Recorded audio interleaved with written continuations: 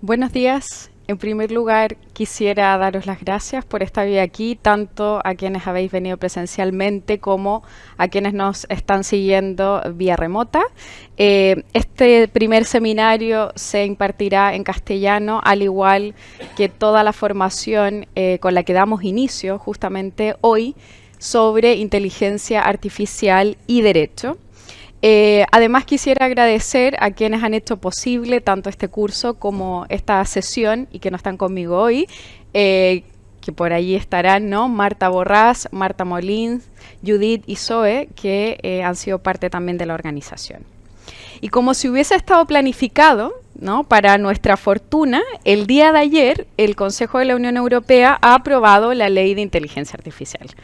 Y la verdad es que ha cuadrado bien, ¿no? Lo teníamos todo previsto para esta fecha y justamente el día de ayer hemos tenido esta buena noticia, la aprobación finalmente de esta ley, una ley pionera a nivel mundial y una ley que pretende armonizar las normas o la estructura normativa en materia de inteligencia artificial y con el propósito claro de favorecer el desarrollo de sistemas de inteligencia artificial seguros y fiables en el mercado de la Unión Europea.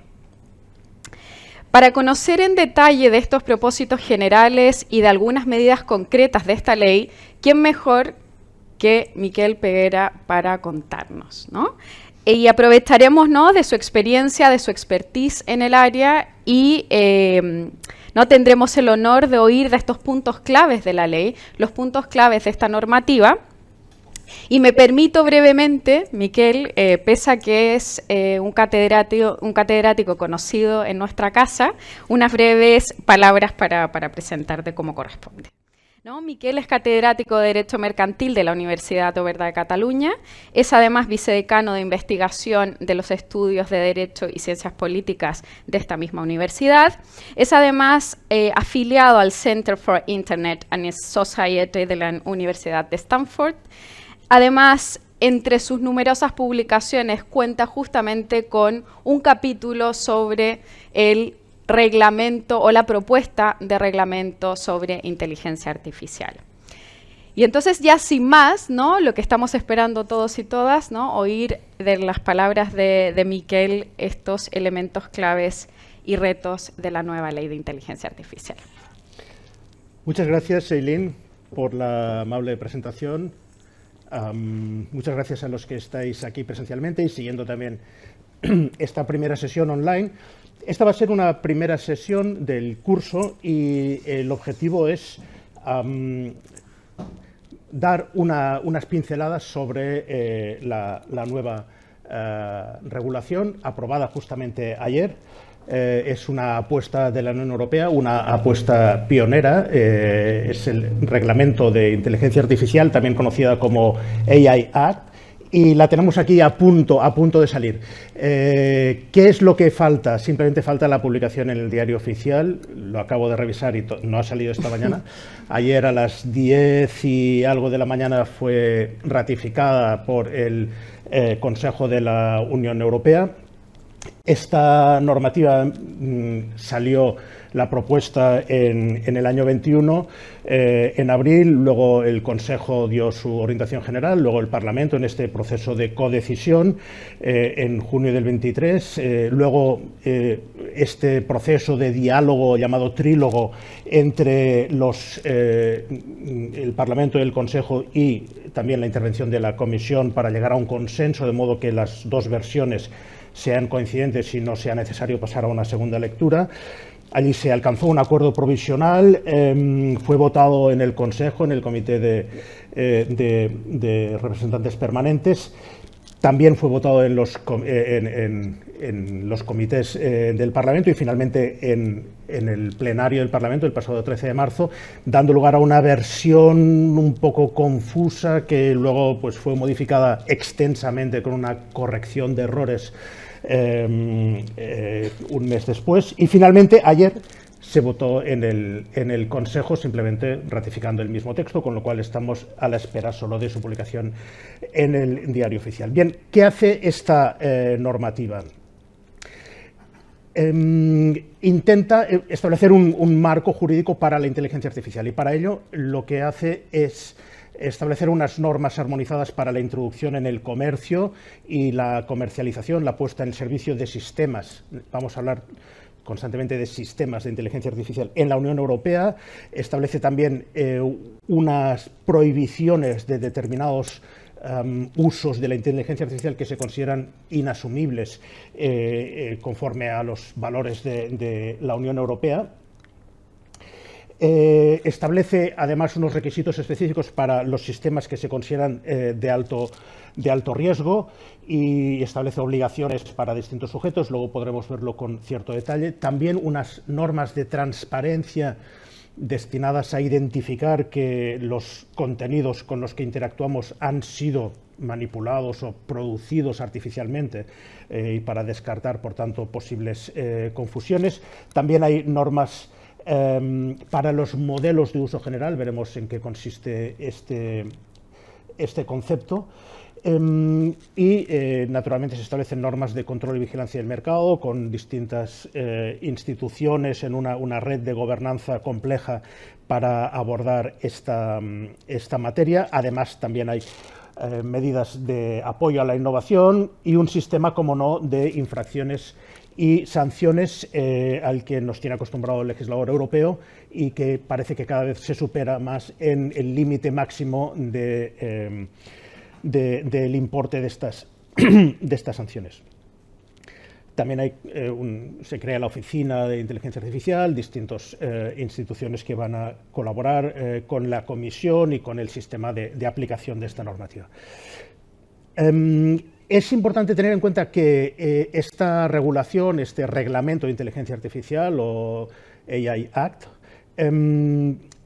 va un poco de la mano de otras dos iniciativas que se están tramitando actualmente, que son la propuesta de directiva sobre responsabilidad civil en materia de inteligencia artificial. Esta normativa, esta propuesta, fundamentalmente es de carácter procesal y establece sistemas de facilitación de la prueba, en algunos casos de presunciones, para facilitar la reclamación de daños y perjuicios causados por sistemas de inteligencia artificial. También está tramitándose una nueva versión, una reelaboración de la Directiva de Responsabilidad por Productos Defectuosos, que sustituirá a la del año 85 y que contempla en esos productos defectuosos también los daños derivados de sistemas de inteligencia artificial defectuosos que causen daños o pérdidas de datos. Pues bien, entrando en el reglamento de inteligencia artificial, y de modo muy sucinto y resumido, es un texto muy extenso y por tanto no tiene mucho sentido entrar en todos los detalles, pero sí en las líneas generales. ¿Qué tipo de sujetos son relevantes en este reglamento? ¿Qué personas van a tener obligaciones, etcétera? En primer lugar, la figura del proveedor. El proveedor es el que desarrolla, el que elabora, diseña o que encarga a un tercero su diseño o su desarrollo y pone en el mercado ese producto, ese sistema de inteligencia artificial, o lo pone en servicio. Todo esto son distintas. Ahí el listado de definiciones es probablemente el más extenso que he visto en ninguna norma europea. Pero, en fin, desarrolla un sistema de IA o un modelo de IA. Ahora veremos la diferencia entre estos dos conceptos. El importador, el distribuidor, etc. El ámbito espacial es extraterritorial, claramente, es decir, se va a regular de modo similar a lo que ocurre con el reglamento de protección de datos todas las implicaciones que pueden tener estos sistemas en la Unión Europea, aunque se desarrollen fuera de la Unión Europea, incluso aunque el que utiliza la herramienta o genera contenidos artificiales esté fuera de la Unión. Si esos contenidos van a ser utilizados en la Unión, es decir, hay una vocación de extraterritorialidad muy amplia. La persona del responsable y hay un importador, un distribuidor y un elemento clave con una terminología nueva a la que tenemos que irnos acostumbrando, el responsable del despliegue. Bueno, en los primeros borradores era usuario, eso luego, y en inglés user, luego se pasó a deployer y el traductor pensó que deployer, la manera más fácil de entenderlo era llamarle responsable del despliegue. Algo así como el responsable del tratamiento y el encargado del tratamiento en lugar de control, el procesor. Bueno, esta es la persona que utiliza la inteligencia artificial. Por tanto, una entidad, cualquier empresa que tiene un sistema de inteligencia artificial y lo pone en marcha, lo adquiere, obtiene una licencia, lo utiliza para prestar sus servicios. Una persona física o jurídica, salvo que sea una persona física que lo utilice para su actividad puramente personal o no profesional, ¿no? También va a tener obligaciones. Por tanto, no es solo una normativa que se aplique a las empresas que crean productos de inteligencia artificial, sino también a quienes los utilizan, aunque en una medida, lógicamente, menor. ¿Qué es un sistema de inteligencia artificial? Bueno, este ha sido uno de los puntos de mayor debate, entre otros, en la tramitación de esta norma. Bueno, al final lo que se ha hecho es adoptar una definición que encaje con los estándares internacionales o con la forma en que, en general, en el panorama internacional se define la inteligencia artificial, precisamente para que esta normativa pueda encajar bien con otros desarrollos en el escenario global, ¿no? Y por eso se ha tomado una definición proporcionada por la OCDE en una recomendación del año 19, que la propia OCDE, durante la tramitación de esta norma, modificó un poco para ajustarla mejor, y también en las enmiendas pues, ha sido incorporado, y es esta en esencia. Es un sistema, esto es otro aplauso para el traductor, con todo mi reconocimiento porque es una tarea muy difícil. Es un sistema basado en una máquina, también se podría decir un sistema automatizado, ¿no? Que está diseñado para operar con distintos niveles de autonomía, que es posible que muestre una capacidad de adaptación tras su uso, y que infiere para objetivos implícitos o explícitos, y a partir del input que recibe, infiere resultados que pueden ser predicciones, contenido, recomendaciones o decisiones. Sobre todo vamos a estar en asistencia para la toma de decisiones, y que pueden afectar a los entornos físicos o virtuales en los que se utiliza ese sistema, ¿no? Esta es una definición compleja. Se habla de objetivos implícitos o explícitos, es decir, no necesariamente va a inferir resultados para algo que se le ha encargado explícitamente, sino que también puede deducir cuáles son los objetivos que realmente buscamos, ¿no? Y este es uno de los problemas, el alignment problem. Hay un libro muy interesante de Brian Christian que se titula así, The Alignment Problem, y es un tema estudiado. Es decir, que los sistemas de inteligencia artificial alineen sus objetivos a los que pretende el que lo está empleando. Y eso no es un problema trivial, porque yo puedo pedirle una cosa al sistema pensando que va a entender algo y puede entender lo contrario. Puede pensar que me estoy equivocando y que en realidad quiero pedir otra cosa. Es decir, es bastante complejo. Y además ahora, como habréis visto, salió un paper reciente, han aprendido también, porque forma parte de algunos de los objetivos en tareas concretas, a mentir.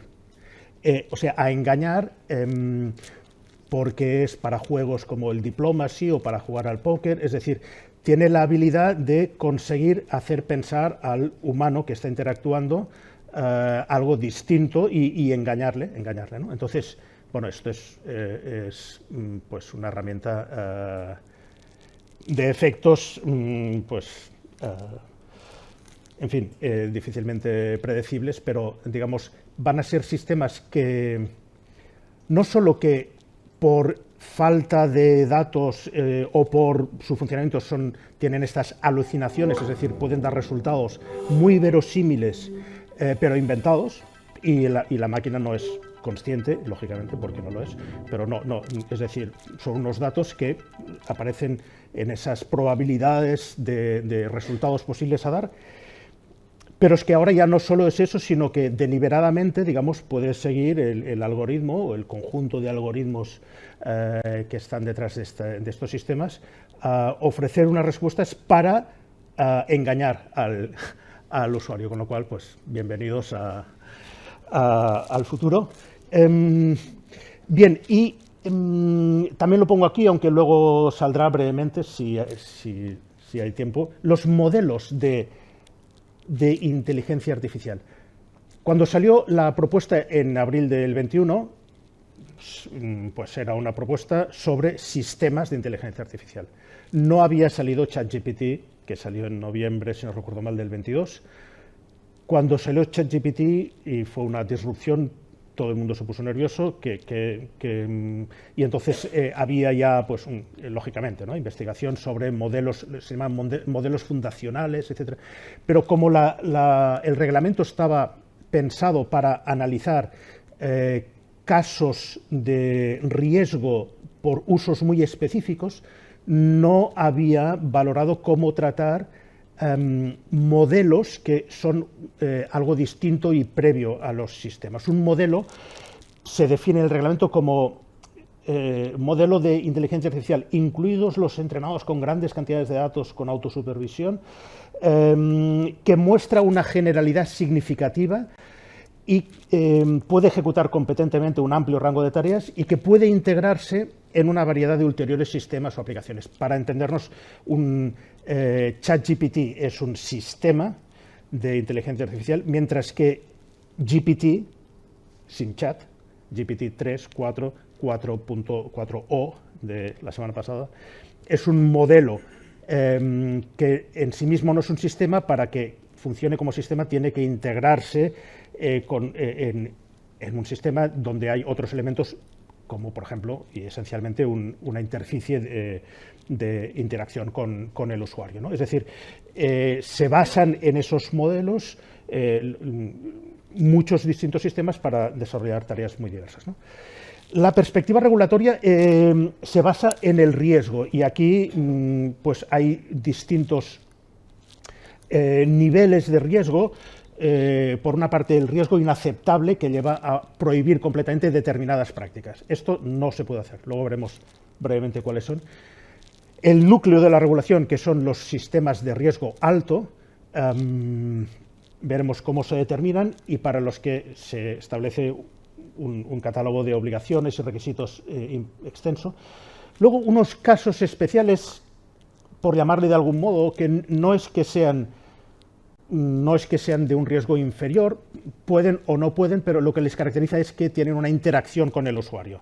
Fundamentalmente son supuestos en los que se obliga a informar al usuario de que está interactuando con un sistema de inteligencia artificial, o de que ese contenido es deepfake, que ahora con también otro neologismo, deepfake, se llama ultrasuplantación.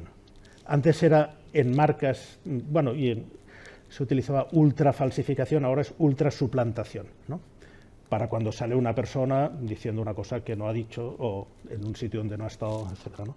Y luego el resto de sistemas, ¿no? Según cálculos, no sé si optimistas o no, de la Comisión, el 85% de los sistemas de inteligencia artificial en el mundo caerían en esta categoría, no son de riesgo elevado. Y por tanto, pues, bueno, no sé muy bien cómo está hecho este cálculo, pero en todo caso, detrás de esta iniciativa legislativa está la idea también de una moderación en la regulación. No vamos ahora a establecer obligaciones para cualquier software, sino tiene que ser inteligencia artificial, y no solo eso, sino generar riesgos relevantes, riesgos para la salud, la seguridad y los derechos fundamentales, ¿no? En algún punto también se habla de, en realidad los derechos fundamentales pues abarcan todo lo relevante, ¿no? en cuanto a los riesgos, pero se especifica también los riesgos para la democracia por la desinformación y la dificultad de la configuración de la voluntad popular en los procesos electorales, etc. ¿Cuáles son estas de riesgo inaceptable? Y lo diré, lógicamente, los participantes, ustedes y también los que siguen el curso dispondrán del material y también del texto, por tanto iré un poquito por encima. Pero estos riesgos inaceptables se refieren a técnicas de manipulación deliberadamente engañosas que aprovechen, por ejemplo, vulnerabilidades de una persona o grupo por edad, por situación social, etcétera. Pero no basta con eso, tiene que además ocasionar un daño o ser probable que ocasione un daño o un resultado desfavorable, etcétera, ¿no? Es decir, todas estas definiciones son muy matizadas, aquí simplemente apunto por dónde van. También los sistemas de social scoring o puntuación social, en el texto en castellano, para clasificar o evaluar personas por su conducta a lo largo del tiempo, características personales, reales o inferidas, la predicción de que una persona va a cometer un delito o que va a reincidir, es decir, esta vigilancia predictiva también es basada en rasgos de su personalidad. Todos no son prohibiciones muy indeterminadas, sino que tienen algunos elementos que hacen que haya que cumplir toda una serie de aspectos para realmente encajar en esa prohibición, ¿no? También la captación, esto fue añadido en la tramitación, la captación indiscriminada o la extracción indiscriminada de imágenes de Internet o de cámaras de seguridad, de circuitos cerrados de televisión, para crear o ampliar bases de datos de reconocimiento facial. Claro, extracción indiscriminada. Si no es indiscriminada, entonces ya no está prohibido. Bueno, hay que ir con pies de plomo, ¿no? La inferencia de emociones también se añadió en el ámbito laboral o educativo. ¿Qué significa esto? Sistemas que pueden determinar, observando a las personas, si una persona está triste, está distraída, está desanimada, está eufórica, está enfadada, está molesta, está deprimida. Bueno, todo esto nos suena un poco a Cambridge Analytica, ¿no? Y luego a muchas dificultades para realmente validar la fiabilidad de estas deducciones y realmente tiene un carácter intrusivo fuerte, ¿no? En el ámbito laboral y en el ámbito educativo se ha considerado que son dos ámbitos especialmente sensibles, lógicamente dejando fuera disculpad que no estaba, dejando fuera aspectos o supuestos en los que el objetivo sea sanitario, de seguridad, es decir, el controlador aéreo que se está durmiendo, pues está bien que un sistema identifique esa situación, ¿no? O le ha dado un ataque al corazón o lo que sea, o de seguridad, médicos. De todos modos, hay mucha discusión también en esto, ¿no? Hubo una carta dirigida a las instituciones europeas para que no se prohibiera, etc. Categorización biométrica para inferir datos sensibles, esencialmente los mismos del reglamento de protección de datos. Y también la identificación, y esto ha sido un caballo de batalla, la identificación remota en tiempo real en espacios públicos, control de manifestaciones, por decir algo, por ejemplo, para finalidades de aplicación de la ley, ahora creo que le llaman de cumplimiento del derecho, law enforcement, en definitiva, cuerpos y fuerzas de seguridad del Estado que puedan detectar, pues. Pero hay una larga lista de excepciones para identificar personas secuestradas, víctimas de tal delito, para situaciones de inminente riesgo de un atentado terrorista, etc. Algunas con autorización judicial, en general con autorización judicial previa, salvo que sea muy urgente y entonces es ex post y bueno. Pero esto, lógicamente, ha sido uno de los puntos en que los estados han estado forzando más, ¿no? En sistemas de alto riesgo, como decía, era el segundo bloque y el más extenso, fundamentalmente es interesante aquí distinguir dos bloques.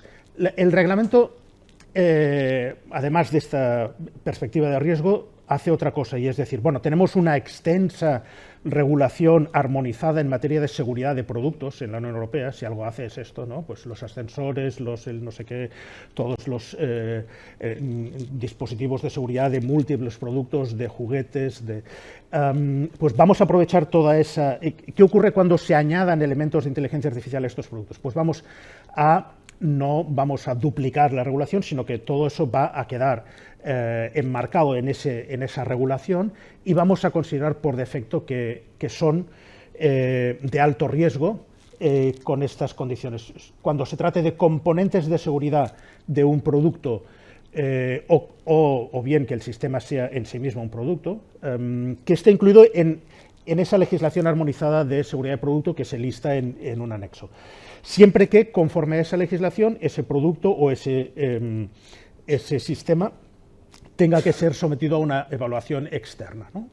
Si encaja allí, es de alto riesgo y el cumplimiento de los requisitos del reglamento se verificará en el marco de la aplicación de esas normas, ¿no?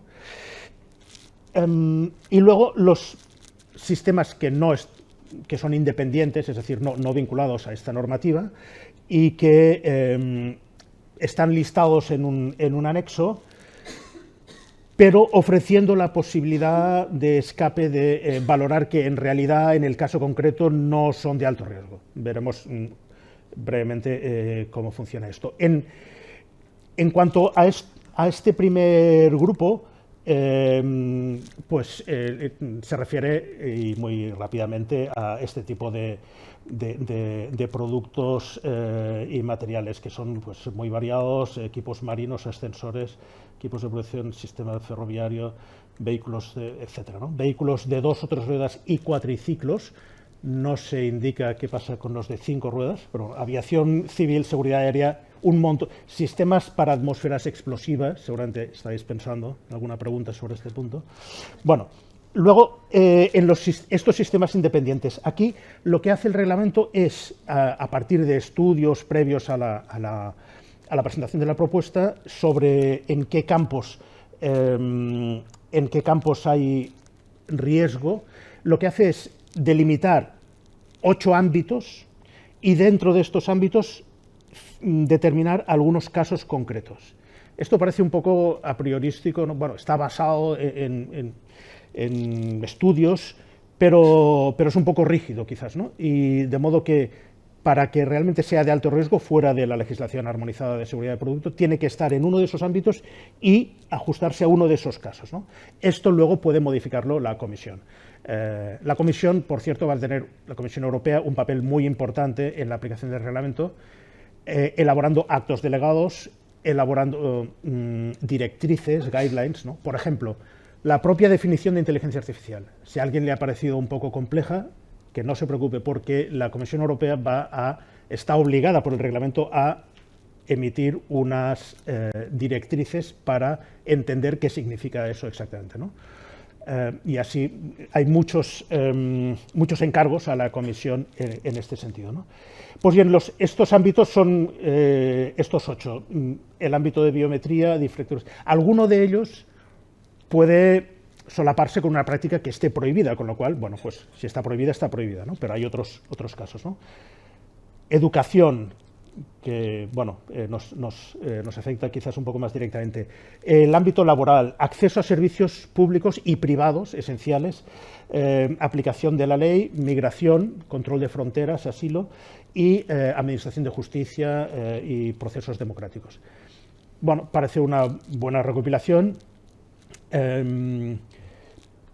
Dentro de cada uno, y pasaré brevemente, ¿no? Se indican los casos, ¿no? En el caso de biometría, cuando no esté prohibida, lógicamente por ser ya una de las prácticas prohibidas o por otra normativa, es de alto riesgo la identificación remota de personas. Aquí es interesante que el reglamento mantiene esta distinción entre la identificación y la verificación, y dice, bueno, es de alto riesgo la identificación remota, es decir, que la cámara me pueda decir que esa persona que pasa por la calle es tal persona, y por tanto cruzándolo con una base de datos enorme. No, en cambio, la verificación, que se refiere solo a si esta persona es la que aparece en este pasaporte y entonces es 1 a 1, ¿no? Es curioso porque en materia de protección de datos se había seguido esto por parte de la Agencia Española de Protección de Datos, pero luego el Comité Europeo de Protección de Datos dijo que no, que tanto identificación como verificación implica tratamiento de datos biométricos, y ahora la agencia también ha corregido ese criterio, pero aquí se mantiene. Bueno, se mantiene para decir que El riesgo elevado está en la identificación. Lógicamente, la verificación y cualquier otra cosa que digamos aquí también tiene su afectación en protección de datos, con lo cual hay que tener en cuenta que, aunque aquí no esté en alto riesgo, tiene que cumplir muchas otras normativas, ¿no? Categorización biométrica a partir de inferencias, reconocimiento de emociones. Antes lo hemos visto como prohibido en el ámbito educativo y laboral, y aquí con carácter general. En los demás ámbitos se considera que es de alto riesgo, ¿no? Infraestructuras esenciales, bueno, pues la gestión de suministros de agua, gas, calefacción, electricidad, infraestructuras digitales críticas, etcétera, ¿no? Sistemas de inteligencia artificial que gestionen estos servicios. Educación y formación profesional, aquí hay mucho énfasis, ¿no? Se considera que los sistemas que digan, bueno, esta persona puede estudiar puede seguir esta titulación o no, o hay que orientarla, o puede entrar en esta institución educativa o no, son de alto riesgo por los sesgos, por la posible discriminación que pueda incorporar, etc. También para evaluar resultados de aprendizaje, es decir, herramientas para valorar, por ejemplo, una prueba de evaluación continua automatizadas, pues van a ser de alto riesgo. Y por tanto sujetos a una serie de requisitos importantes. O también determinar, pues mira, pues hacer un texto, tú no podrás acceder a este nivel educativo, etcétera. Y algo más interesante que es monitorizar y detectar comportamientos prohibidos de los estudiantes en los exámenes. Bueno, otro elemento importante para las universidades y para los gestores educativos, ¿no?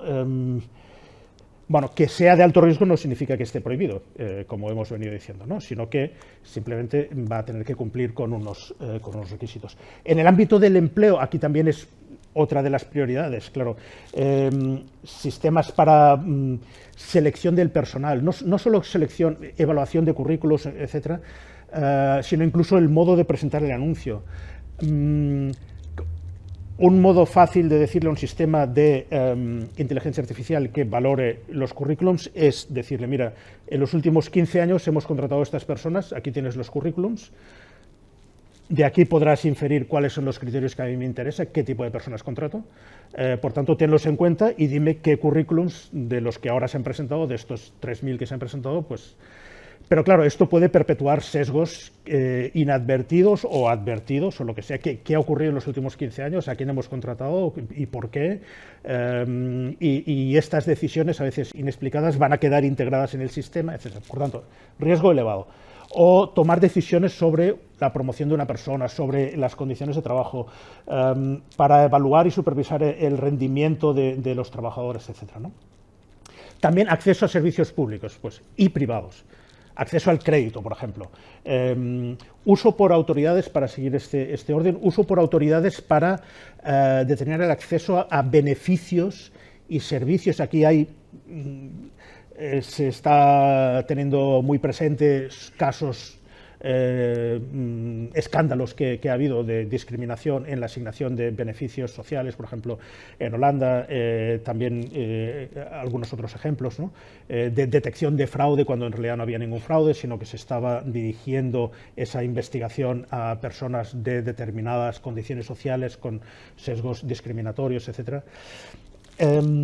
También la evaluación crediticia de personas físicas y, por tanto, determinación de si le voy a conceder o no una hipoteca o en qué condiciones, salvo, dicen, no sé muy bien por qué, los sistemas para detectar fraude financiero, es decir, todo es muy matizado, ¿no?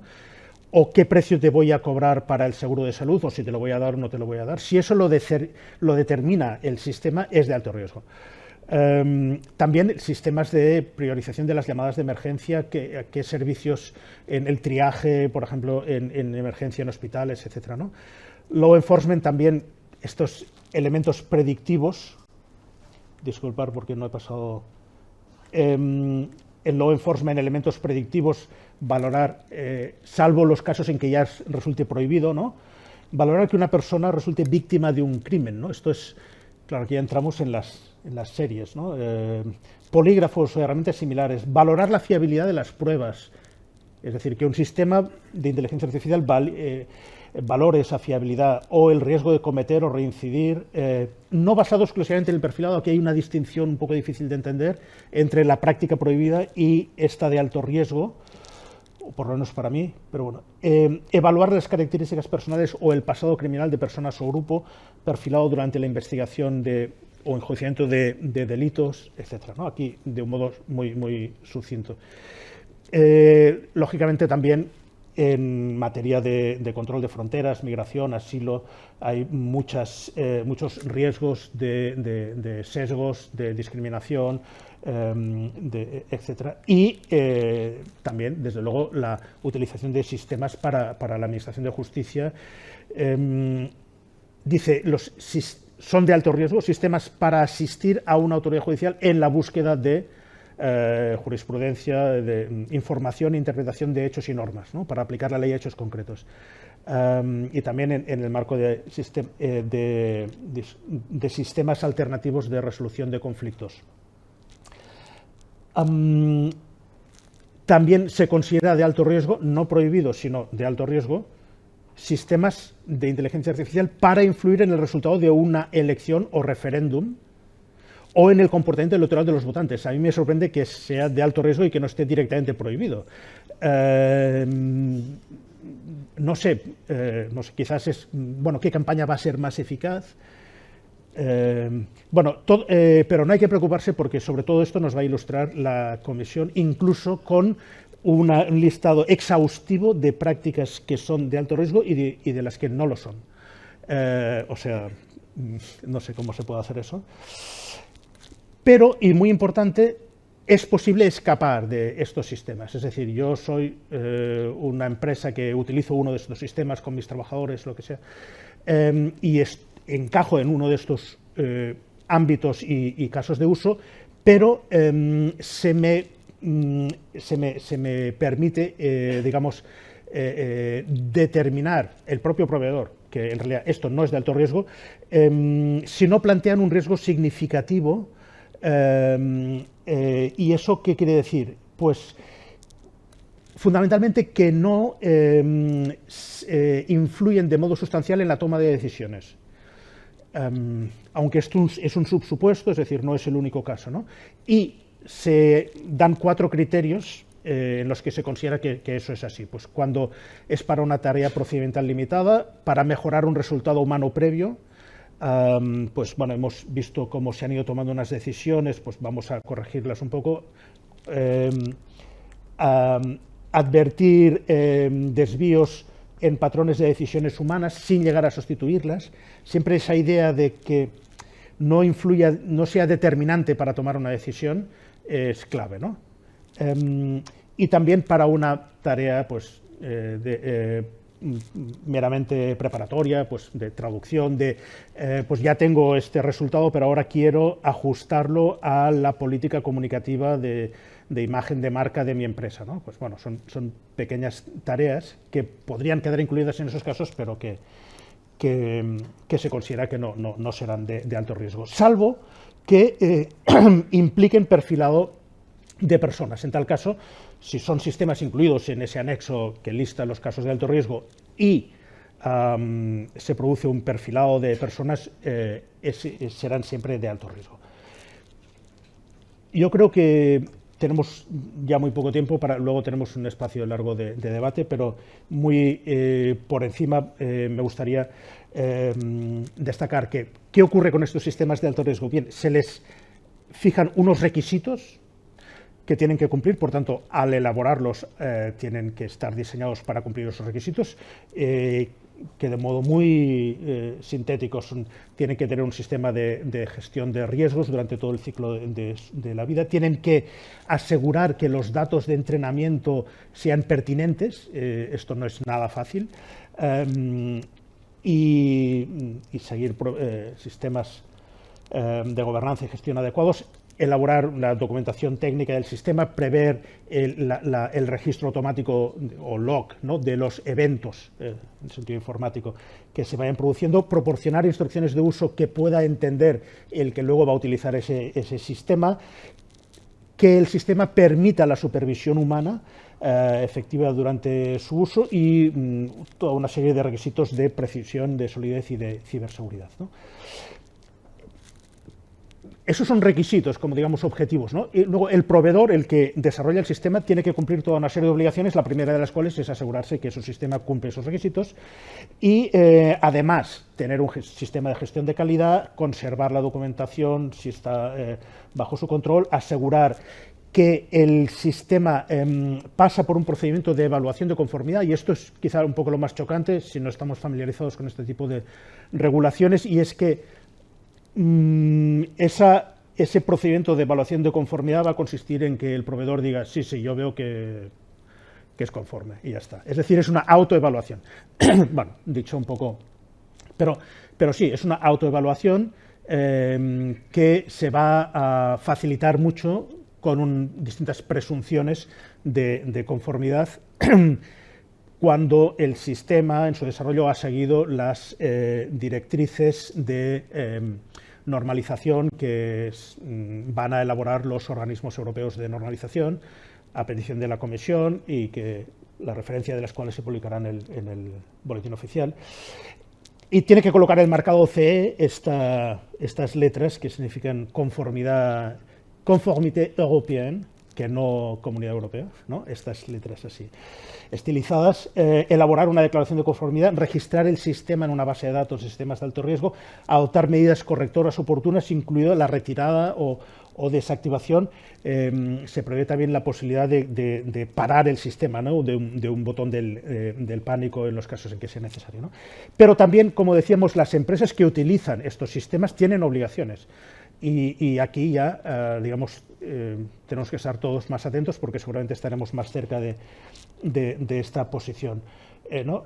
Tienen que adoptar medidas técnicas y organizativas, esto nos suena del Reglamento de Protección de Datos, tienen que establecer vigilancia humana y asignarla a personas competentes para ello, ¿no? Si tienen control sobre los datos de entrada, tienen que asegurarse de que son pertinentes y representativos, como si fuera fácil, podríamos decir, ¿no? Bueno, vigilar el funcionamiento del sistema e informar de riesgos e incidentes a los distintos afectados en la cadena de valor, usuarios, autoridades, conservar los archivos de registros si están bajo su control. En el ámbito laboral, si la empresa establece mecanismos de inteligencia artificial, de control, hay que informar a los trabajadores y a la representación de las personas trabajadoras antes de implementar el sistema.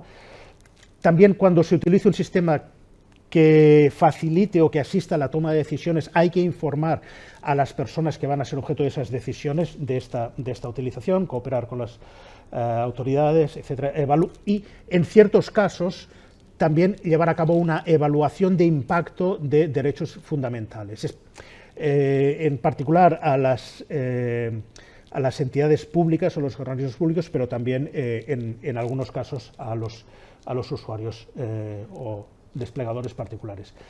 Y había indicado al principio que también existen unas obligaciones de transparencia para determinados supuestos. Los sistemas diseñados para interactuar con personas físicas, bots, chats conversacionales y otro tipo de asistentes, etcétera. El proveedor tiene que haberlo diseñado ya de tal modo que facilite esa información a quien va a interactuar con el sistema.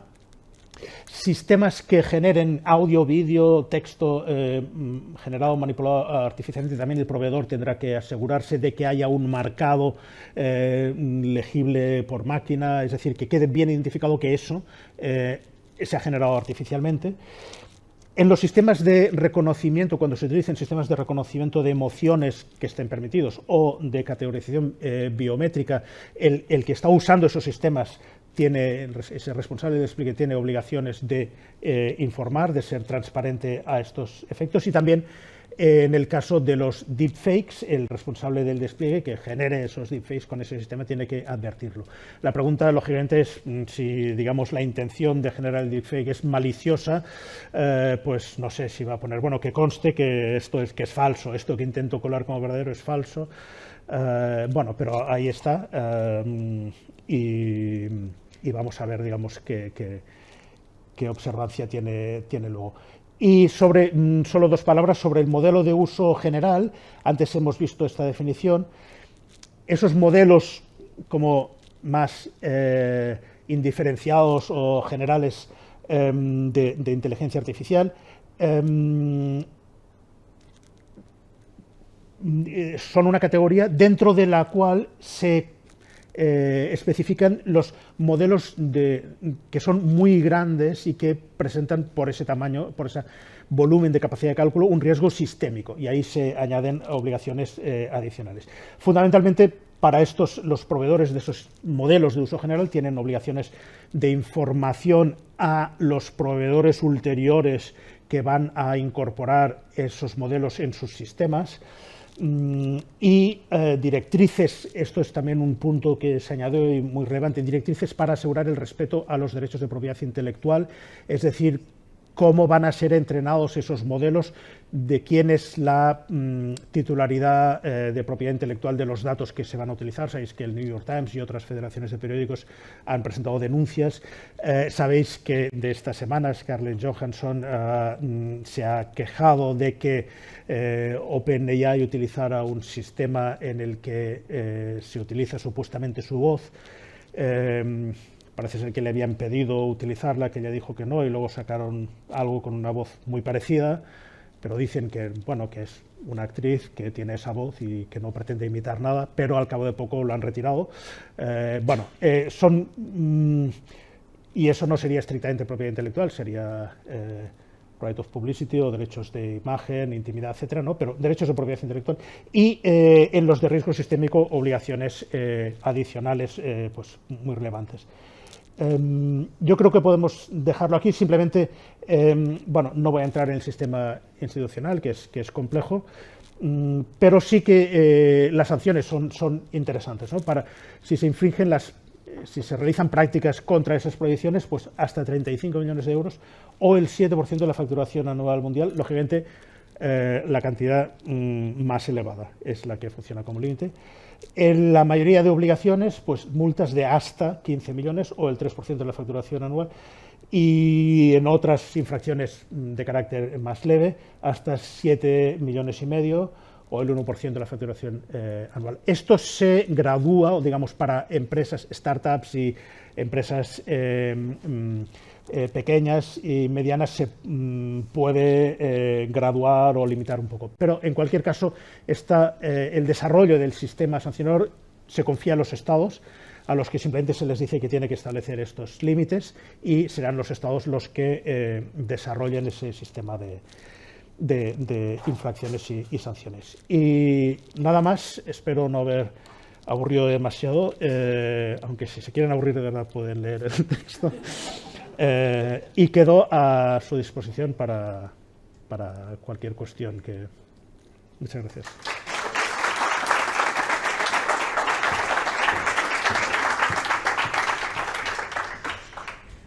Si quieres tomar asiento. Pues nos sentaremos para continuar el debate, porque la verdad es que Miquel nos ha dejado con mucha información, pero yo creo que también con muchas preguntas, cuestiones. Perdón, a mí me creaba duda, por ejemplo, el derecho a la salud. En la Carta de Derechos Fundamentales está en el artículo 35, en cambio aquí en la Constitución Española lo tenemos en los principios rectores de la política social y económica. Entonces, cuando se venga a implantar aquí, no va a ser un derecho fundamental. De acuerdo, es una precisión interesante, pero yo creo que a los efectos de la determinación de cuáles son los sistemas de alto riesgo por el riesgo potencial de vulneración de derechos fundamentales, va a estar referida, y ya veremos cómo lo interpreta al final el Tribunal de Justicia, pero va a estar referida a la Carta de Derechos Fundamentales como núcleo digamos, como catálogo general de derechos que están en riesgo, ¿no? Pero me quería referir también a ese elemento de los riesgos psicosociales en el ámbito laboral, ¿no? Claro, las herramientas de inteligencia artificial es un arma de doble filo. Es decir, por una parte, pueden facilitar un mayor respeto de los derechos, un avance en muchísimos ámbitos, ¿no? Desde luego de investigación, de eficiencia, de crecimiento, etcétera. También de detección de posibles riesgos que estos sistemas de los que estos sistemas pueden advertirnos y que quizás con las herramientas que tenemos ahora es difícil advertirlos, ¿no? Eso no quita que sean sistemas de alto riesgo. No estamos hablando de prohibición, pero son sistemas de alto riesgo porque esa determinación quizás puede ser muy cuestionable y quizás puede dar lugar a discriminaciones o a otro tipo de perjuicios, ¿no? Con lo cual son herramientas que, mientras que sean útiles para la toma de decisiones o para la valoración de circunstancias, etcétera, pueden ser muy beneficiosas. Sin embargo, tienen que ajustarse a los requisitos que antes hemos visto de garantía de que no va a generar perjuicios o de que se pueden mitigar estos perjuicios. Y en cuanto a lo de los currículums, precisamente el ejemplo que ponía era este, que si le decimos a un sistema que se fije en lo que hemos hecho en los últimos 15 años, el resultado va a ser seguramente nefasto, a no ser que fuera una empresa excelente en la contratación y no tuviera ningún sesgo implícito, inadvertido, etc. Con lo cual es lógico que se haya incluido en ese catálogo de sistemas de riesgo alto, porque presenta unos riesgos no necesariamente deliberados, sino simplemente que se basa en un histórico en el que estaban incluidos sesgos y discriminaciones muy variadas, ¿no? Gracias. ¿Alguna pregunta más desde aquí? Mónica.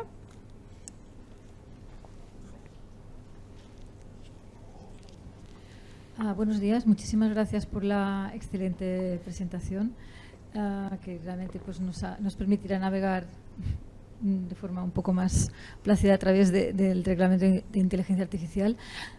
Mi pregunta es en relación con el social scoring, que es una práctica prohibida, pero entonces, claro, el problema será delimitar con otras muchas prácticas, como por ejemplo estaba pensando ahora en los sistemas de valoración de la capacidad crediticia, ¿no?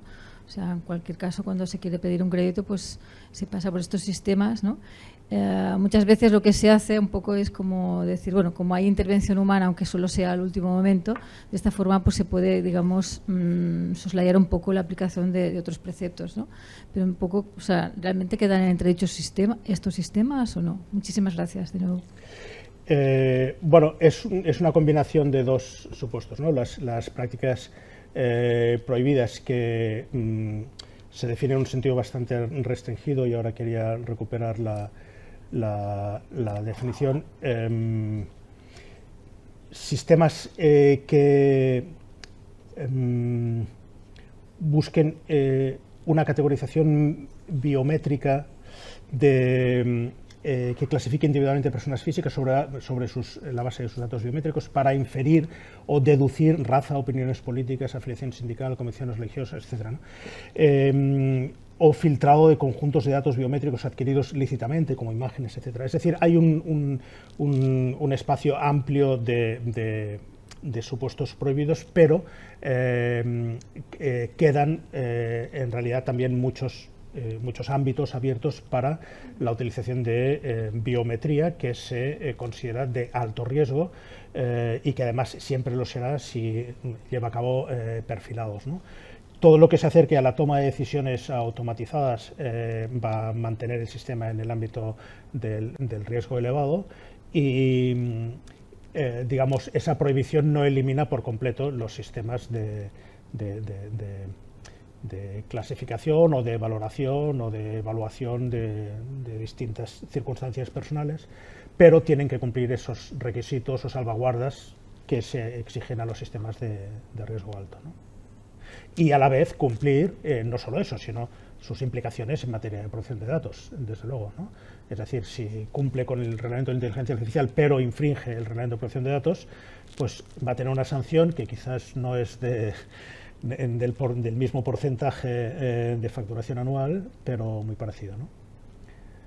A la vez, y antes no había comentado esto, digamos, la Unión Europea está muy satisfecha con el reglamento de protección de datos, que se ha convertido en un estándar global, es decir, criticado en su momento por, bueno, la Unión Europea se excede en la regulación, pero ahora, digamos, viendo el abanico de jurisdicciones en todo el mundo, es el estándar el gold standard, digamos, al que más o menos todas las, la generalidad de las legislaciones intentan aproximarse, ¿no? Con algunas diferencias, y intenta repetir esta historia de éxito con la normativa de propiedad de inteligencia artificial, ¿no? Ayer vi un tuit de una profesora de Estados Unidos que decía, bueno, pues si lo han aprobado ayer, esto significa que no es la primera, porque ya se ha aprobado la ley estatal de Colorado. No la he revisado, pero seguramente podéis encontrarla, es decir, que ya hay alguna. Pero como normativa tan ambiciosa y holística, desde luego es pionera y va a marcar el futuro, probablemente, ¿no?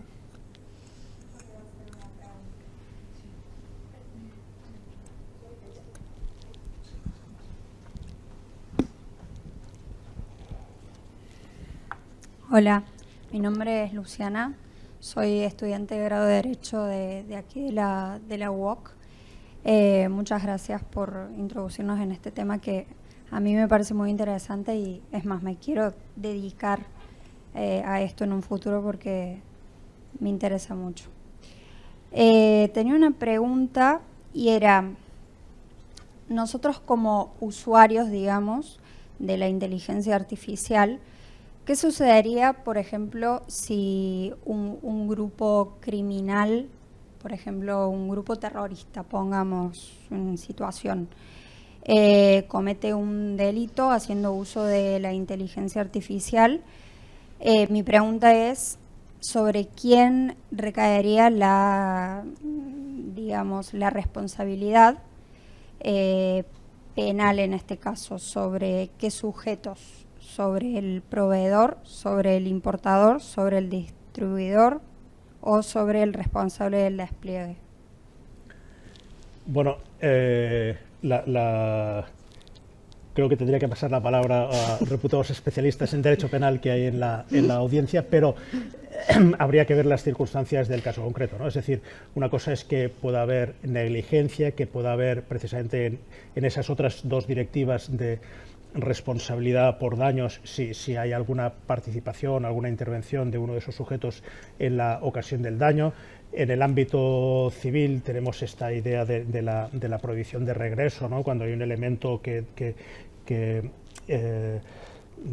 corta un poco esa cadena causal por la intervención de un agente externo, pues es difícil volver para atrás y mantener una responsabilidad en el causante original que pone en marcha ese curso causal, pero en la consideración de los elementos propiamente penales para determinar una responsabilidad a uno u otro sujeto es un tema que entiendo que debería verse en el caso concreto y en el que desde luego no soy especialista. Aquí tiene la palabra Agustín. Hola, buenos días. Mi pregunta va en relación a qué instrumentos prevé el reglamento para garantizar su aplicación, ¿no? Creo que, tal como se desprende de la explicación que nos has ofrecido esta mañana, es un reglamento muy ambicioso en el que se plasma un determinado modelo de desarrollo de la inteligencia artificial, ¿no? El modelo europeo, centrado en la persona, respetuoso con los valores fundamentales de la Unión Europea y el respeto a los derechos fundamentales, pero este es uno de los diversos modelos de desarrollo de la inteligencia artificial. También tenemos el modelo norteamericano, el modelo chino, y no podemos desconocer, por otro lado, que los principales actores en el desarrollo de la inteligencia artificial no están basados en Europa, a pesar de que desarrollan su actividad en la Unión Europea. Bien, en este contexto, más allá del efecto Bruselas, ¿no?, que ahora nos comentabas que se ha producido, por ejemplo, en relación con el reglamento de protección de datos, o más allá también del régimen sancionador al que has hecho referencia, cuáles son los fundamentos que se encuentran en el reglamento para garantizar su cumplimiento, su aplicación, sobre todo por aquellos actores que no son europeos. Muchas gracias. Bueno, la aplicación tendrá que demostrarse en la práctica, ¿no? El sistema es decir, hay un sistema de sanciones, ¿no? Y por tanto está la amenaza de la sanción. Pero hay otro elemento clave, que es que si no cumples con los requisitos del reglamento no puedes introducir tu producto en Europa. Es decir, no puedes tener el mercado CE, no puedes considerarlo un producto conforme y por tanto no se va a admitir en frontera, no se va a permitir su comercialización, no podrán las empresas de aquí obtener, digamos, introducir o distribuir ese producto en Europa. Es decir, ese es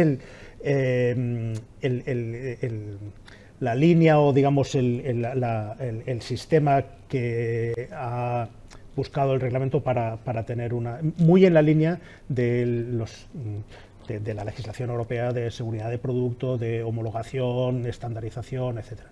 ¿Cómo eso va a ser real en la práctica? Pues no sé aventurarlo, pero el sistema de marcado y de conformidad europea está a la vez actualmente en fase de revisión. Y porque, digamos, tiene algunas deficiencias en su aplicación real, en su fiabilidad, etcétera, ¿no? Entonces, habrá sistemas de identificación de infracciones o de denuncias de infracciones, procedimientos a nivel nacional, procedimientos a nivel comunitario, algunas actuaciones promovidas por la Comisión contra estos grandes modelos cuando haya pues, elementos de riesgos sistémicos, pero la efectividad en el sentido de que todos esos modelos y sistemas vayan a cumplir realmente y no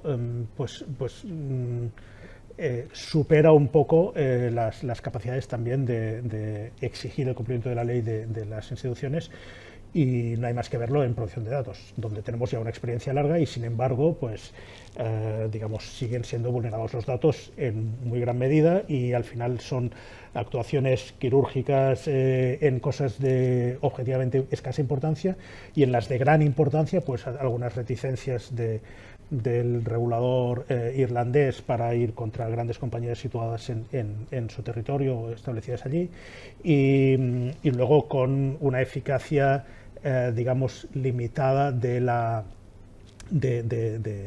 esas sanciones, teniendo en cuenta el músculo financiero que tienen estas compañías, ¿no? Pero como elemento quizás diferenciador, quería destacar esta idea del este sistema no puede funcionar en la Unión Europea. No es que te sanciones que no puedes utilizarlo, ¿no? ¿Qué pasa si lo utilizo? Bueno, eso es también una infracción a su vez, ¿no? Pero hay un control de tú no estás homologado para ser utilizado en la Unión Europea. Claro, también es un arma de doble filo, ¿no? Porque a lo mejor pues dicen, bueno, pues no, vamos a la Unión Europea y ya os espabilaréis, ¿no? Hay startups y empresas que aspiran a medirse con estos grandes gigantes, por ejemplo Mistral, por ejemplo otras, sobre todo en Alemania y en Francia, ha habido un par de empresas muy relevantes que han hecho también lobby para que no se impusieran, no nos, digamos, lanzáramos piedras a nuestro propio tejado, ¿no? De ponernos trabas para desarrollar estas herramientas y por tanto quedarnos en una condición compartidamente peor para el desarrollo y la innovación en estos ámbitos que otros países como Estados Unidos o no digamos como China. Pero aún así pues esta ha sido la apuesta del regulador europeo, y veremos si esos mecanismos son eficaces en la práctica, ¿no? Benja. Vale. En primer lugar, gracias, doctor Peguera, por la ponencia, doctora Eileen, y a todos los compañeros de los estudios y de la universidad por haber organizado este seminario, y este seminario que forma parte de un curso, ¿no? Que es una novedad en la universidad en cuanto a formato, contenido y manera de hacer formación. Yo tendría dos cuestiones, una casi que Agustín ya me la ha pisado, pero bueno, quería insistir un poquito más en ella. La primera es, digamos, egoísta desde mi disciplina, ¿no? No sé, porque no he leído el reglamento y por eso hay la norma, y por eso estaría agradecido si se hace alguna referencia expresa a la administración tributaria en cuanto a todas esas prohibiciones o alto riesgo en cuanto a la manipulación de datos a los efectos de la lucha contra el fraude fiscal, etcétera. No sé si, claro, ha quedado claro, ¿no?, el ámbito de la lucha contra los delitos, estamos hablando de infracción administrativa, no sé si ahí estamos también o sí, hay un poco. Y la segunda, yo quería ahondar un poquito más en esa posibilidad de la regulación. Somos los primeros a nivel mundial, ¿no?, que hemos regulado inteligencia artificial. Creo que como usuarios y como ciudadanos pues tenemos que estar contentos o esperanzados de que nos hayamos adelantado en este aspecto, ¿no?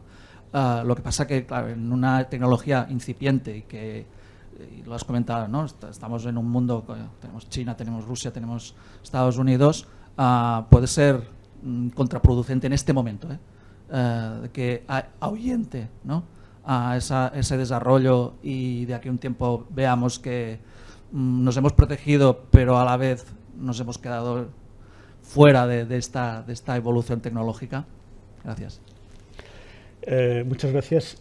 En cuanto a la administración tributaria, si no se me ha escapado, no soy consciente de que haya una mención explícita. Sí que la hay a las administraciones públicas, a los cuerpos o organismos públicos que utilizan o en cuyo nombre se utiliza sistemas de este tipo, y se hace referencia a autoridades, organismos de derecho público, etcétera, para distintas actuaciones. Y en relación al ámbito fiscal, pues lógicamente entrarían todas las referencias a las inspecciones de infracciones, de predicción de futuras infracciones, de denegación de beneficios, de calificación de las personas físicas, en el sentido de, pues bueno, vamos a orientar la inspección fiscal hacia estas personas que son las que tienen un riesgo más elevado de defraudar, según el histórico que tenemos. Bueno, eso puede ser discriminatorio, son sistemas de alto riesgo.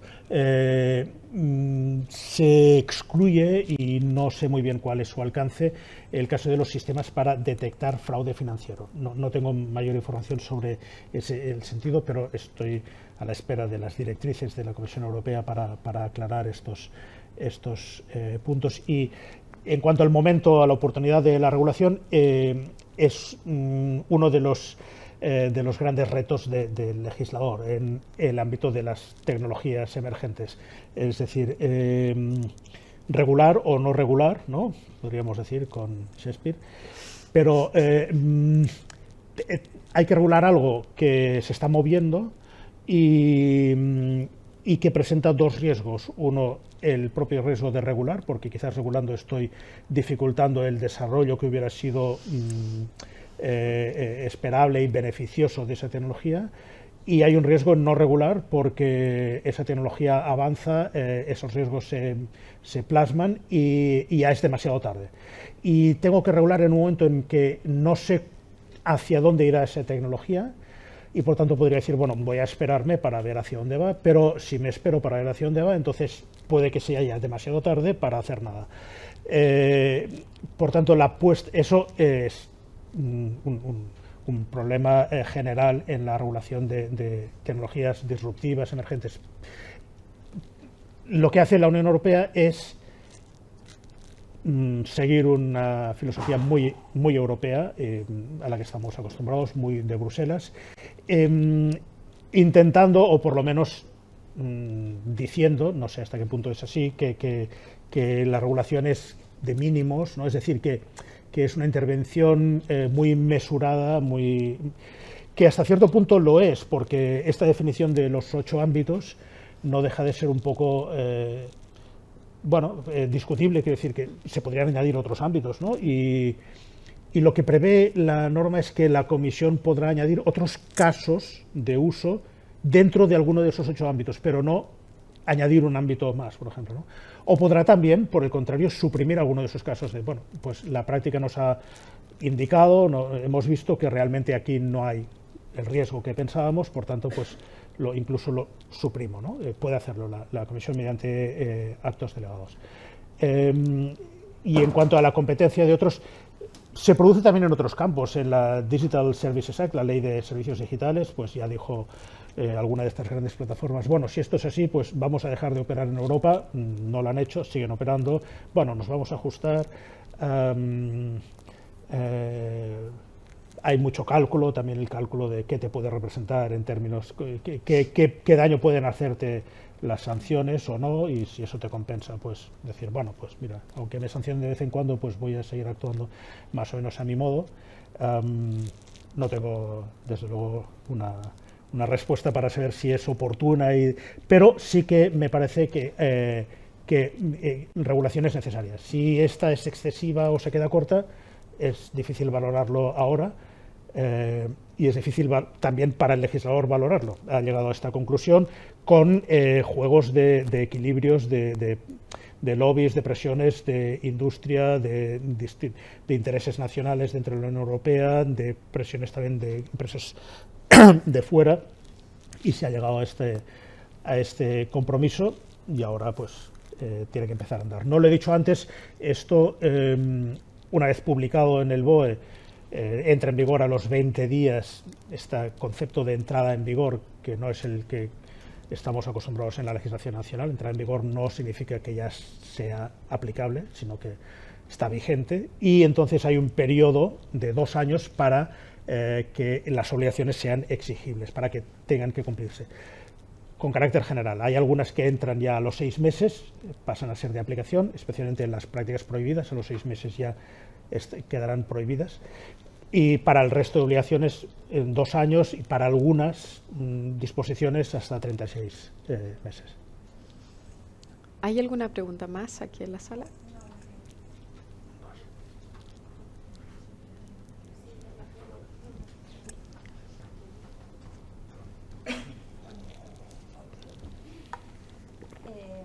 Bueno, no sé si estoy en lo correcto, pero tenía entendido que la IA, bueno, va recopilando datos, justamente de eso se alimenta, de la recopilación de datos.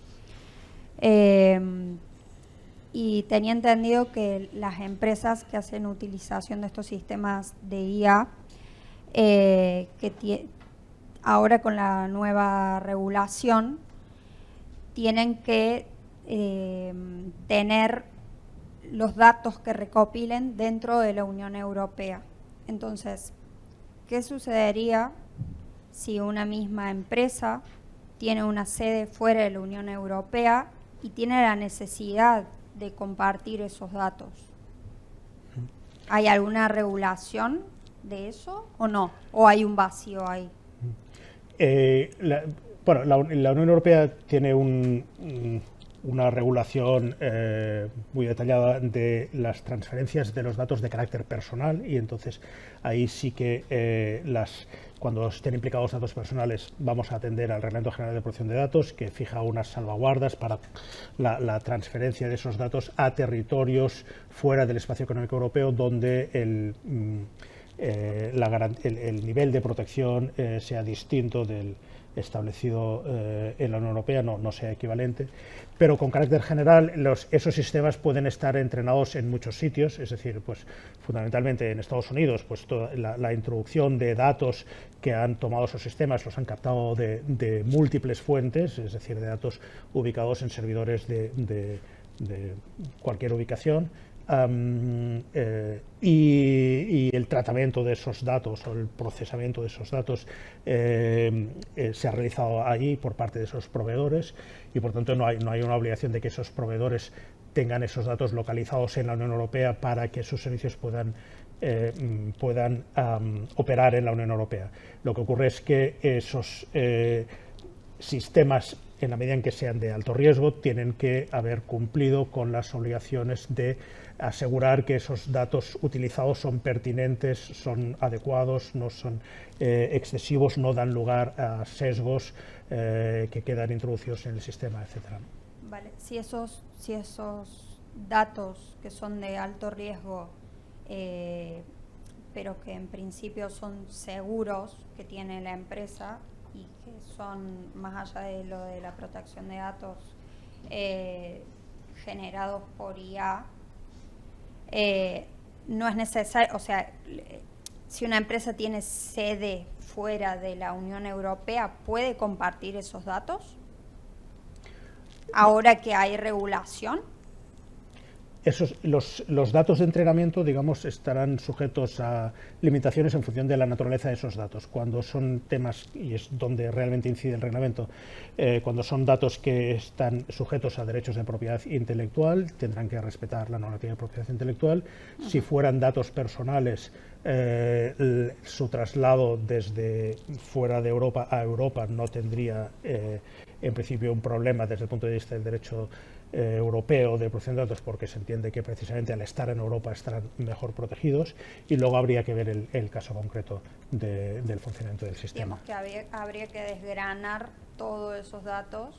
Claro, una de las dificultades a las que se enfrentan también en estos procedimientos al que antes me refería, por ejemplo el del New York Times y otros, cuando ese modelo ha sido ya entrenado con múltiples datos, es muy difícil determinar qué datos han sido relevantes, por ejemplo, para que el algoritmo haya tomado un determinado camino y, por tanto, volver hacia atrás es difícil. También es difícil saber en qué medida se ha inspirado o ha utilizado elementos protegidos por propiedad intelectual para generar ese contenido. Incluso llegan a decir estos proveedores que realmente se desmenuzan hasta tal punto esos datos que dejan de tener su apariencia original y que por tanto ya no son relevantes desde el punto de vista de la propiedad intelectual, etcétera. Pero habrá que atender a la naturaleza de los datos en cada caso. Muchas gracias. Antes de pasar las preguntas que hay en el chat, hay una última palabra aquí y...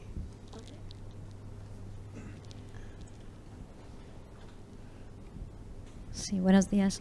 En primer lugar, quería agradecer al doctor Miguel Peguera para esta ilustración que nos ha hecho de la nueva ley de inteligencia artificial. Pues me ha parecido realmente entusiasmante desde el desconocimiento total y también un poco inquietante. No tanto la nueva ley como todo, ¿no?, el nivel de protección que se quiera dar, el nivel de protección que comparto, o sea, que creo que sí, que se deba proteger un correcto despliegue de esta nueva tecnología disruptiva, ¿no? Pero a lo largo de la ponencia pues me ha surgido alguna duda, siempre desde el desconocimiento total. La primera, si lo he entendido bien, muchas de estos cumplimientos, ¿no?, de las empresas se dejan un poco al autocumplimiento, ¿no? Y esto me ha generado una cierta duda. Pues hemos hablado de sistemas de control de garantía de calidad, hemos hablado también de autorregulación, ¿no?, en un cierto modo, y entonces, como en otros sectores, estoy pensando al sector, por ejemplo, el derecho ambiental, muchas de estas autorregulaciones o autocumplimiento realmente no han ido en la dirección correcta. Pues me genera dudas si en este caso irán o no en la dirección correcta, si muchas veces no, por parte de las empresas no se no se dirá, pues sí, he cumplido, y en realidad no se está cumpliendo. Y por otro lado, la otra duda que me generaba, y esto sí que lo voy a leer porque en el caso de las del alto riesgo, una de las obligaciones de responsable de los despliegue es la supervisión humana asignada a personas adecuadas, ¿no? Y esta coletilla, personas adecuadas, me generaba duda, porque claro, aquí no estamos hablando ya de personas adecuadas para cumplir una determinada función de un puesto de trabajo. Entiendo que estamos hablando a personas adecuadas también para lidiar con inteligencia artificial, para ponerse en una posición de, entre comillas, superioridad, ¿no?, para entender dónde está el camino correcto a seguir, no obstante el uso de la inteligencia artificial. Entonces, me genera como una duda de qué estamos hablando cuando hablamos de persona adecuada, y si, por ejemplo, en el ámbito de la administración no se debería llevar a cabo toda una formación de personas de personas que evidentemente ocupan determinados puestos de trabajo, para que sepan trabajar con y por encima, entre comillas, de la inteligencia artificial. Gracias. Muchas gracias. Sí, en cuanto a la primera cuestión, digamos, parece que no hay mucho más margen que recurrir a la autoevaluación por la dificultad o la impracticabilidad de sujetarlo esto a una revisión externa por parte de organismos que pudieran realmente entrar. Entonces, se deriva mucho, igual que en protección de datos, a la responsabilidad proactiva. Tú tienes que, estas son las reglas, tú eres responsable de cumplirlas, tienes que valorar en cada caso si las estás cumpliendo o no, documentarlo todo, conservar esa documentación, tienes que hacer una evaluación de impacto o tienes, en protección de datos típicamente, tienes que determinar si es necesaria o no esa evaluación de impacto y si concluyes que no, tienes que tener documentado por qué has concluido que no, etcétera, ¿no? Y es responsabilidad proactiva. Tienes que cumplir, pero puedes actuar. Y hay de ti si incumples, digamos, ¿no? Un poquito es esa.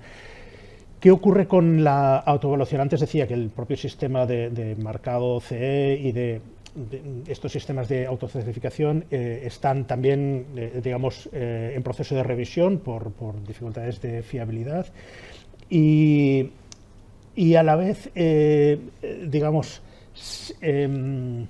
hay un papel muy importante de los organismos de estandarización o normalización europea, ¿no? de las tres entidades de normalización europea a las que la Comisión va a solicitar que elaboren una especie de ISO o de norma uniforme sobre cómo tienen que ser los sistemas para que se adecúen al reglamento. Y entonces, en la medida en que los proveedores se ajusten a esas especificaciones, a esos sistemas estandarizados, y en el caso de que no existan, se ajusten a las especificaciones comunes que puede emitir la Comisión Europea, hay una presunción de que se está cumpliendo con los requisitos. Pero estoy totalmente de acuerdo en que el riesgo es elevado, sobre todo por los malos actores, digamos, ¿no? Porque, pues, bueno, como sistema general de funcionamiento puede tener sentido esta autoevaluación. No es en el 100% de los casos y en algunos casos se puede optar por sujetarte a una evaluación externa. Luego también puedes, y hay un desarrollo importante en el reglamento de códigos de conducta, sistemas de autorregulación a los que puedes adherirte y eso también va a ser un elemento que facilite considerar el cumplimiento, ¿no? Pero efectivamente es un tema muy difícil de ponerle a la práctica, pero es la opción hacia la que se ha ido. Luego habrá pues los estudios de funcionamiento del reglamento, de si está siendo eficaz, de si se están detectando acreditaciones que no son correctas, etcétera. Y la segunda cuestión tenía que ver con sí.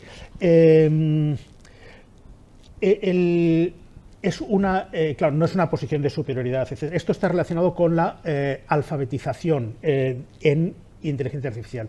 Las empresas tienen que formar a su personal o al personal externo con el que van a colaborar, o bueno, conseguir que haya un nivel elevado de alfabetización en inteligencia artificial.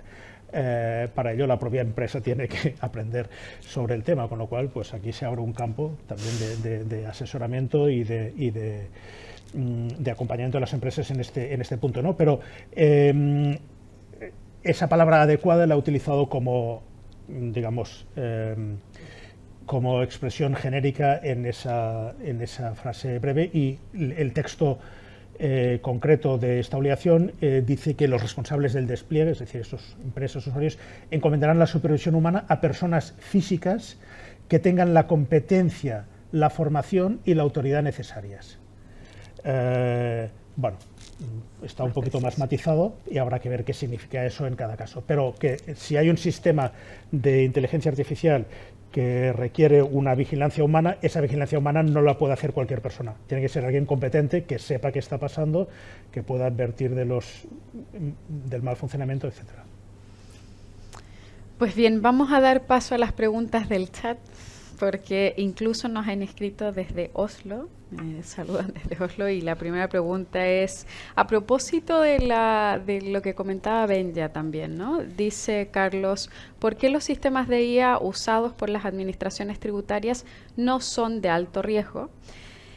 Y así lo ha dicho, ¿no?, el propio proyecto, obviando los riesgos perfilados y los sesgos. No estoy muy seguro de la premisa, es decir, hay un elemento, hay una referencia a la detección de fraude financiero, que como ya hemos comentado en algún momento, desconozco el alcance que se le ha querido dar o el motivo por qué se incluyó esa coletilla, pero en términos generales la utilización por parte de las administraciones públicas de sistemas que puedan resultar perjudiciales para los usuarios, que puedan derivar perjuicios, que puedan derivar en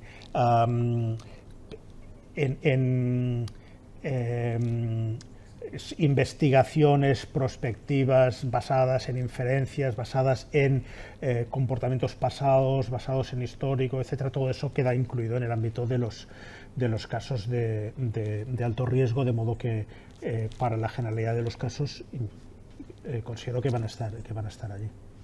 De acuerdo. La siguiente pregunta es, ¿en qué medida la inteligencia artificial puede asistir a los jueces en la determinación de la competencia judicial internacional y en la determinación de la ley aplicable en el derecho internacional privado?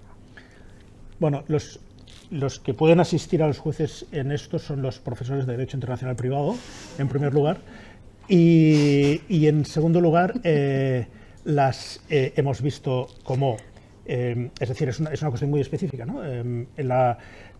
Se considera también de alto riesgo los sistemas que utilicen los jueces y tribunales para la interpretación de los hechos que están ante ellos o de las normas y por tanto también de la jurisprudencia. Es decir, tú le puedes pedir a una herramienta, bueno, mira, estos son los hechos del caso, búscame la jurisprudencia aplicable y dime cuáles son los criterios de si en este caso pues la ley aplicable es esta o esta otra, ¿no? Ese sistema como tal es de alto riesgo, por tanto tiene que cumplir todas esas obligaciones, tanto en el proveedor como en el desarrollador, como en el desplegador de ese sistema, pero estamos siempre fuera de la digamos, automatización completa, es decir, la decisión al final tendrá que ser del juez, que tendrá que asumir esa decisión y no podrá simplemente, digamos, basarla en un sistema totalmente automatizado o, digamos, ahí el riesgo podría ser excesivo, ¿no? Pero desde luego que en ese aspecto concreto de determinación de la jurisdicción o de la ley aplicable, pues puede añadir, igual que puede añadir pues otros sistemas, no necesariamente de inteligencia artificial, de búsqueda jurisprudencial, de prontuarios, etcétera. A propósito del derecho internacional privado también, preguntan, ¿no?, ¿cuál será el impacto de la inteligencia artificial en dos grandes pilares como la competencia y la ley aplicable? ¿O qué impacto podría tener en estos ámbitos? Bueno, el reglamento es, digamos, de carácter transversal y no se preocupa o, digamos, no incide tiene en cuenta ámbitos concretos para fijar esos elementos de riesgo. Hemos visto que en el ámbito de la utilización en la Administración de Justicia es un ámbito de riesgo en esos casos que hemos contemplado, como también lo es en otros supuestos de utilización por autoridades públicas en materia de control de fronteras, de peticiones de asilo, de migraciones, etcétera. En cuanto a la determinación de la competencia, al final lo que tenemos son las normas de derecho internacional privado que determinan esa competencia, determinan, por tanto, jurisdicción competente, legislación aplicable, y esa normativa no se ve modificada por el reglamento de inteligencia artificial, sin perjuicio de que haya herramientas que puedan facilitar la determinación en un caso concreto, teniendo en cuenta pues el análisis de decisiones previas de cuál va a ser esa jurisdicción o esa legislación aplicable. Pero a mi entender no hay una implicación digamos directa en este campo. La siguiente pregunta también se ha tocado, ¿no?, de manera tangencial a propósito del elemento subjetivo en materia de derechos fundamentales. ¿Cómo se determinaría el riesgo considerado inaceptable en esta materia? Sí, lo de riesgo inaceptable es un modo de expresarnos. Simplemente lo que hay es artículo 5, en el que hay un listado de prácticas prohibidas. Entonces, bueno, a efectos de exposición de motivos y tal, se justifica que esas prácticas se prohíban porque el riesgo es excesivo, inaceptable, inasumible,